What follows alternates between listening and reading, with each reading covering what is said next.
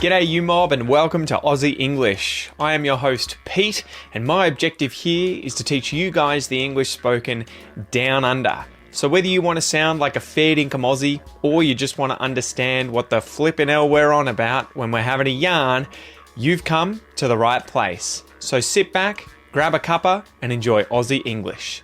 Let's go.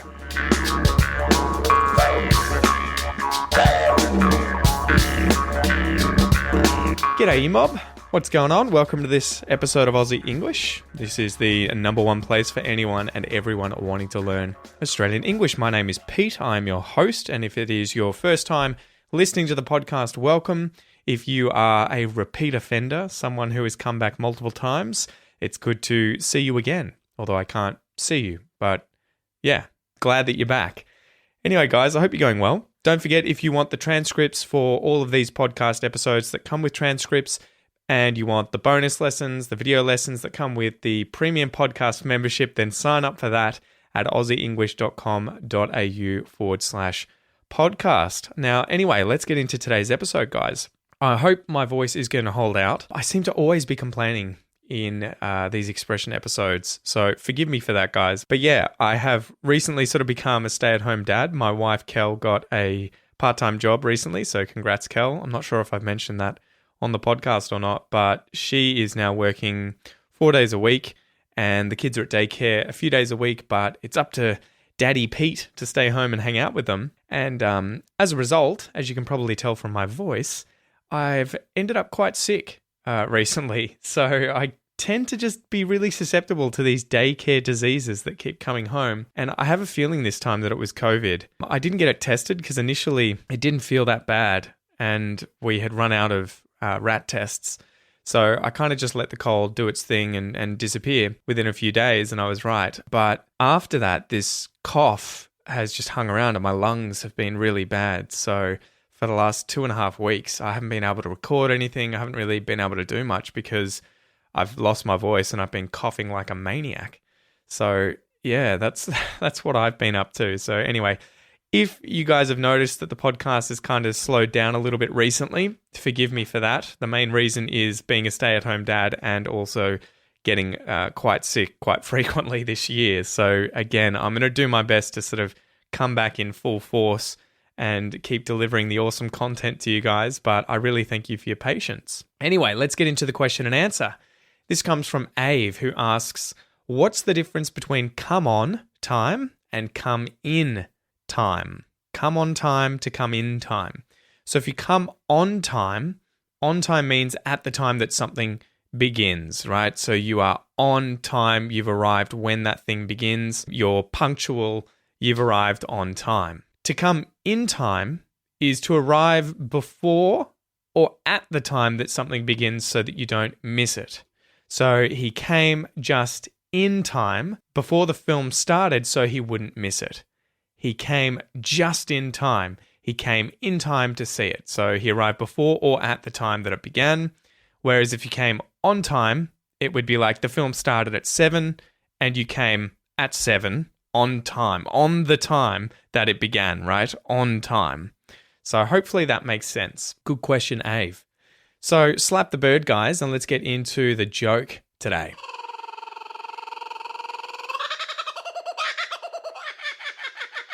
So here's the joke for today.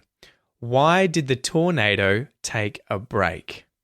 Why did the tornado take a break? You're going to hate me. You guys are going to hate me because it ran out of wind. Because it ran out of wind. All right, so hopefully you get that. A tornado is a mobile, destructive vortex of violently rotating winds, having the appearance of a funnel-shaped cloud and advancing beneath a large storm system. So a tornado, they're very destructive. Not very common here in Australia, though they do occur. They're very common in places like the United States. If you run out of wind, this is to breathe fast and hard, right? It's to be out of breath. So if you are running really hard in a race, say you're doing a 100-meter sprint, at the end of the race, you're going to be out of wind, right? You're going to be out of breath. The wind is your breath. And so the joke here is A tornado is caused by wind rotating around and around and around, causing a vortex. So why did it take a break? The tornado, that is, because it ran out of wind. So literally, there's no wind left, so the tornado stops. But if it was a human and it ran out of breath, it's run out of wind and it had to stop as well. So hopefully that makes sense. All right, so let's get into today's expression, to get wind of something. And you'll see that this is kind of associated with the definition of wind that we just went over, kind of associated with breath, with speaking, with talking, right? With wind, because you can imagine if you are talking, you're exhaling. You're blowing out the air that's in your lungs. You are creating wind. Anyway, we'll get into that shortly. So to get means to receive or obtain something. I got some lollies at the shops, right? I obtained them. I received them. I gave them money. Hopefully I didn't steal them. I gave them money and I got the lollies from the shop. I bought them. I obtained them. Wind. This is the perceptible natural movement of air, especially in the form of a current or of air blowing from a particular direction. So if I go outside right now, there isn't a great deal of wind, but imagine a cold front comes through this afternoon. With it comes a lot of wind, right? Cold fronts usually bring a lot of wind. So I'm going to feel that wind in my beard, not in my hair because I don't have any hair, but in my beard, on my face, I'll feel that air movement, the wind. Something. Something is an unknown thing, right? An unspecified thing. So he's got something in his hand. What's he got in his hand? I don't know. Something, some unspecified thing, something. So if you get wind of something, the definition here of this idiom is to hear a rumor or to learn of something. So to learn of something here means to hear information about something, usually a secret. And it's sort of like learn about something too, right? If you learn of something, learn about something. Learn of something is to hear information about something. Learn about something is to gain knowledge of that thing. Hopefully that makes sense. There's a slight difference between the two. Learn of something is to be informed about something happening, to receive information that it's going to occur, right? He learnt of the birthday party. He knew that the birthday party was going to take place. Whereas if he learnt about birthday party, could be that he learnt that it was going to take place, but he could also learn about what was going to happen at the party, who was going, what was going to be there, all that sort of stuff. Okay, so the expression to get wind has been used in this form since the first half of the 1800s and is an allusion to the fact that animals become aware of predators and prey by sensing a scent on the wind. So that's interesting. I thought originally it would be that you were receiving someone's speaking, right? They're giving you wind. They are exhaling, all of that sort of stuff. Whereas I guess the actual meaning is that if you are out and about in the forest and you're upwind from something, the wind travels from you to that thing, it's going to smell you and know that you're there. Whereas if you're downwind, you're the thing receiving the wind, you can smell whatever's upwind. That's a really cool sort of set of phrases here that you'll often hear when talking about wildlife. So downwind, the wind is blowing from someone or something towards you. So he was downwind from the bear and it couldn't smell him. Upwind is when the wind is blowing from you towards something or someone else. So if you were upwind from the bear's going to smell you and maybe it'll start chasing you. Okay, so let's go through 3 examples of how to use get wind of something. So imagine you're planning a surprise party for your mother. You have to be very secretive about it, very subtle with your plan and arrangements for her birthday because you don't want her finding out. You need to somehow invite all her friends, all the family members without letting her clue on to what you're doing. So you create digital invitations online, you email them out to everyone, and you hope that no one tells her about the party, that no one lets the cat out of the bag, and no one reveals the secret that you're planning. You hope she doesn't get wind of the party. You're hoping she doesn't hear about it, that she doesn't learn of it. You don't want her to get wind of it. So yeah, if you unfortunately have a relative or a friend who's a bit of an idiot and accidentally spills the beans, right, lets the cat out of the bag, tells the secret to your mum, she learns of it, she'll hear about it, she'll discover it, she gets wind of it. Example number 2. Imagine you are at war with another nation and you have come up with a great plan to try and sabotage some of their infrastructure, right? You want to blow up a bridge or maybe an airbase or something like that. So maybe the enemy is trying to fly supplies from one airbase to another airbase, and you want to send in a crack team of spies to sabotage one of the planes so they can't move the supplies around. If they capture one of your spies and they torture him and learn about your plans to sabotage their planes, they get wind of the plan. They get wind of the operation. They get wind of everything you were trying to do. They learn of it. They hear about it. They get wind of it. Example number 3.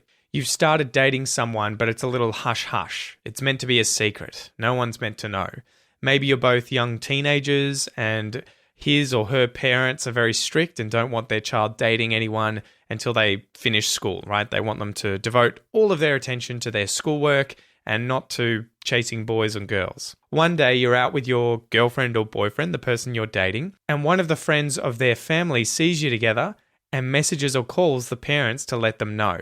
So they find out, they discover, they get told that their child was seen holding hands with someone in the street. They get wind of the relationship. They learn of the relationship. They hear about it. They get wind of it. So hopefully now, guys, you understand the expression to get wind of something. This could be to hear a rumor or to learn of something or about something, to get wind of that thing. So as usual, let's go through a little pronunciation exercise, guys. This is your chance to work on your speaking skills, your Aussie accent, if that's something you're trying to develop. So listen and repeat after me. Let's go.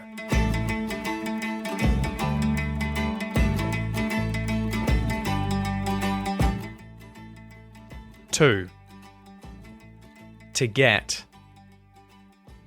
To get wind. To get wind of. To get wind of something. To get wind of something. To get wind of something. To get wind of something. To get wind of something. I got wind of it. You got wind of it. She got wind of it. He got wind of it. We got wind of it. They got wind of it. It got wind of it. Great job, guys. Great job. Now, there are a few interesting things going on there with connected speech. In the phrase to get wind of something, you can say of as either of with the V sound at the end there, of something, to get wind of something, or you can just not say the V sound, the V sound, and use a schwa sound instead, to get wind of something, to get wind of something. Either one of those is okay. The other thing you'll notice quite a bit in both the phrase to get wind of something and then all the other phrases we went through, I got wind of it, you got wind of it, he got wind of it, etc., is that there are quite a few different muted T's because they are at the ends of syllables. So let's take the example, it got wind of it. It got wind of it. Every single T in that sentence is not a hard T, like a T sound, nor is it a T flap, like a R sound. Instead, they're all muted T's. It got wind of it. So effectively what a muted T is where your tongue goes to make the T sound, it stops the air moving through your mouth, and instead of releasing and saying the T bit at the end, it just stops the air and you go into the next sound. So it got wind of it. So the way to know that you're doing this correct is that you will notice the air stops moving and the sound stops. It. So instead of it got wind of it, none of the T sounds are there. It's all muted T's. It got wind of it. It got wind of it. If you want to learn more about this, guys, be sure to check out my Australian pronunciation course. We go through all these sorts of advanced aspects of Australian, and more broadly, I think this sort of pronunciation is used also in British and American English, this muted T. But there are many things inside the course, many lessons that will teach you advanced aspects to broad English pronunciation, but then focus also on Australian pronunciation. So things like the T flap, the Australian R sound, everything like that. So go check that out. It is at aussieenglish.com.au/APC. C. So anyway, guys, let's finish up. I'm going to play you a clip, and the goal of this section is for you to listen to the clip, get a piece of paper, write down what you think is being said. So the clip today comes from the sequel to the legendary Aussie film Crocodile Dundee, which is uninspiringly named Crocodile Dundee 2. So the excerpt for this film is Sue's ex-husband sends her photos of a brutal crime. Desperate to destroy the evidence, the gangsters follow her to Australia, where Mick, Crocodile Dundee, demonstrates his outback skills to keep hers safe. So remember, guys, I'll play this clip for you twice. Try and write down what you hear. If you want to read the transcripts, if you've got a premium podcast membership, you'll be able to see the answer. And if you download today's free worksheet, you'll also be able to see the answer too. Okay, so are you ready? Here's the first playthrough. It was a piece of cake, really. I mean, it was just a question of timing. Good job, guys. How did you go? Did you get all of it? Time for the second playthrough. It was a piece of cake, really. I mean, it was just a question of timing. Okay, so that's it for me today, guys. Thanks for joining me. Once again, a big apologies for my voice. I hope that it's held up okay and that you can hear everything all right and it wasn't too annoying. Don't forget, if you want to get access to all the transcripts for these episodes, go to aussieenglish.com.au/podcast. Go check out my courses there as well and stay up to date with the Academy, which is going to open in a few more months. And you'll be able to join me and a bunch of other awesome Australian English teachers teaching you every single week. So anyway, guys, thanks again, and I will chat to you soon. Peace.